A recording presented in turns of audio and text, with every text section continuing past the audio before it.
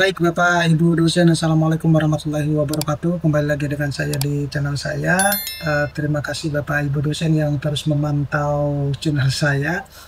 Ini ada saya sebenarnya mengutip dari beberapa komentar YouTube ya, di YouTube saya terkait dengan jabatan akademik dosen yang banyak menyatakan bahwa menjadi dosen itu cukup sampai ke lektor saja ya. Nah, meskipun secara pribadi saya tidak begitu setuju kalau dosen yang terutama bagi dosen yang sudah S3 ya, kemudian kesempatan sebenarnya untuk menjadi guru besar itu cukup terbuka lebar ya dibandingkan guru-guru yang masih status sebagai magister gitu. Nah, tetapi pilihan ya sebenarnya Bapak Ibu dosen itu mau tetap hanya cuma sampai ke lektor ataupun ke lektor kepala bahkan ke guru besar. Bahkan kalau kita melihat di aturan yang terbaru, kebijakan yang dikeluarkan itu bahwa untuk kolektor kepala itu kan sebenarnya kan sudah jauh lebih mudah ya. Cukup hanya dengan Sinta 1 ataupun Sinta 2, Bapak Ibu guru sudah bisa Bapak Ibu dosen sudah bisa ke lektor kepala gitu ya. Berbeda dari zaman dulu ya, aturan yang zaman dulu yang harus ke jurnal internasional baru bisa ke lektor kepala. Nah, tapi sebelum saya membahas ini lebih dalam, saya mau menginformasikan kepada teman-teman dosen bahwa jika Bapak Ibu teman dosen itu kesulitan untuk menulis artikel ilmiah untuk diterbitkan di jurnal-jurnal Scopus misalnya, jurnal Sinta 1, Sinta 2, menulis buku yang semuanya ditulis dengan generate AI, Bapak Ibu bisa mendownloadnya melalui link yang sudah saya sediakan pada deskripsi dari video saya ini ya.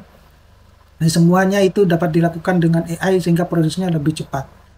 Nah, baik Bapak Ibu dosen, tanpa panjang lebar, yang pertama itu adalah biaya manfaat jabatan akademik ya. Jadi, apa sih yang benar-benar dibeli ketika Bapak Ibu dosen itu naik ke lektor kepala ataupun ke guru besar. Jadi yang didapat saat naik ke lektor kepala dan guru besar itu sebenarnya banyak ya.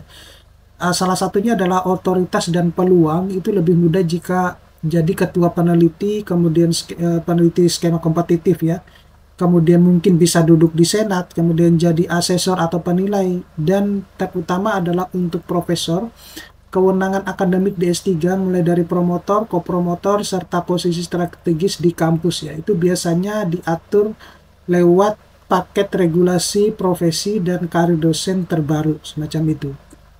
Kemudian dari kita lihat dari segi tunjangan dan penghasilan. Ada skema tunjangan ataupun tukin kehormatan yang melekat pada jabatan dan kelas jabatan dosen. Jadi pemerintah merapikannya di 2024-2025 ya, tentang nama, kelas jabatan, dan besaran tukin untuk lingkungan Kemendikbud Ristek ya. Implementasinya itu bisa berbeda per instansi, tetapi ini juga tidak semua ya. Tidak semua dosen ASN gitu ya, itu hanya cuma dosen-dosen yang tertentu di kampus-kampus tertentu gitu. Lalu apa yang dibayar untuk sampai ke sana? Jadi waktu dan energi administratif ya. Jadi pengajuan LK maupun GB kini itu terpusat di Sister untuk jalur LK maupun GB. Tetap butuh paket berkas komplit ya, jadi korespondensi jurnal, kemudian pernyataan integritas dan sebagainya. Secara operasional ini memakan banyak jam dan banyak jam kerja, non riset maupun non mengajar. Kemudian resiko target bergerak ya. Jadi sejak Permen Pan RB nomor 1 tahun 2023 itu mengubah arsitektur jabatan fungsional. Ya, banyak aturan turunan dari peralihan POPAK 2024 dan surat edaran yang memperbarui teknis. Artinya standar bisa bergeser dari interpretasi di lapangan beragam ya, yang membuat biaya transaksi, waktu, dan mental itu menjadi naik. Nah, selanjutnya itu adalah tantangan menuju ke LK dan GB ya. Ini yang banyak ditanyakan oleh teman-teman dosen ya. Jadi kalau menuju ke LK dalam praktik POPAK 2024 itu banyak panduan ya, dari lembaga menyatakan cukup artikel Sinta 1 maupun Sinta 2 sebagai penulis pertama, ditambah pemenuhan angka kredit dan masa jabatan. Ini jelas ya lebih ringan dan rezim lama ya, dari rezim lama. Namun tetap ada syarat bukti korespondensi kemudian larangan self publication dari perguruan tinggi asal, dan kelengkapan dokumen PAK. Jadi kualitas atau proses artikel tetap diperiksa. Kemudian untuk menuju ke guru besar, nah syarat makin tinggi yaitu minimal S3, kemudian masa bakti dan publikasi bereputasi internasional ataupun tinggi, beban pembuktian kualitas ilmiah dan rekam jejak akademik juga lebih berat. Nah, banyak perguruan tinggi yang menerapkan kuota atau tata kelola ketat ya untuk pengangkatan profesor berkaitan dengan tunjangan kehormatan dan daya dukung perguruan tinggi. Nah, intinya cukup Sinta 2 untuk LK itu memang terbuka jalan yang cukup besar ya. Tetapi rintangan administratif dan mutu belum hilang hingga bergeser bentuknya. Nah, selanjutnya itu adalah kapan berhenti di lektor itu rasionalkah gitu ya. Jadi kembali lagi sebenarnya ini adalah pilihan Bapak Ibu dosen ya. Jadi kalau berhenti di lektor itu bisa juga dikatakan masuk akal ya. Jadi profil tugas didominasi pengajaran dan layanan. Nah, jika porsi kerja utama Anda itu mengajar, membina MBKM, mengelola prodi dan mengurus akreditasi tanpa ekosistem riset yang kuat, maka untuk ke lektor mengajar LK dan GB itu sering negatif ya.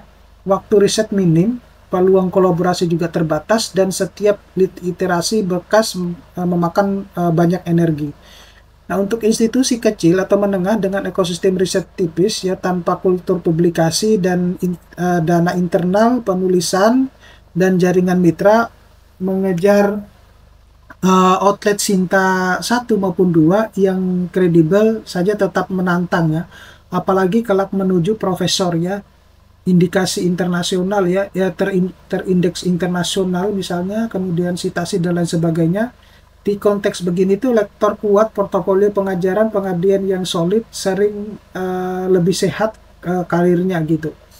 Kemudian prioritas hidup ya, karir non akademik. Jadi jika Anda juga berpikir bahwa profesional, wirausaha, dan meneliti jalur manajerial kampus non akademik, lektor itu memberi legitimasi cukup tanpa memaksa target riset berkelanjutan yang berat seperti itu. Kemudian kapan tidak bijak berhenti di lektor saja ya. Anda mengajar atau membimbing magister dan doktor yang ingin kewenangannya penuh ya. Jadi ketua promotor ataupun pembukaan prodi ya, riset insentif ya, semacam itu sangat dipengaruhi dari jabatan akademik dosen. Kemudian kampus Anda memberikan insentif nyata ya, mulai dari tukin, kemudian keringanan BKD ya, riset seed fund, percepatan kepangkatan yang membuat biaya manfaat naik jabatan jelas positif ya.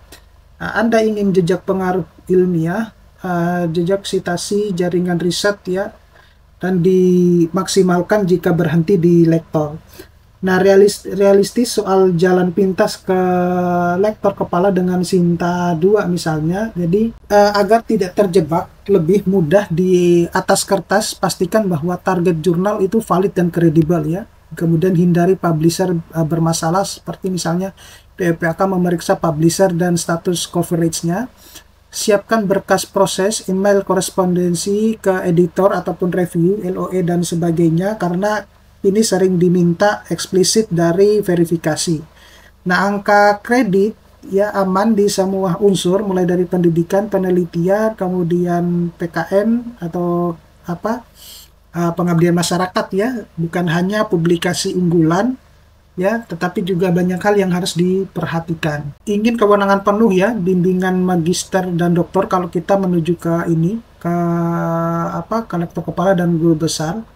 Nah, ini realita kalau mau Bapak Ibu menuju ke lektor kepala tadi, bahwa cukup dengan Sinta 2 itu sudah Bapak Ibu dosen itu bisa langsung ke lektor kepala ya.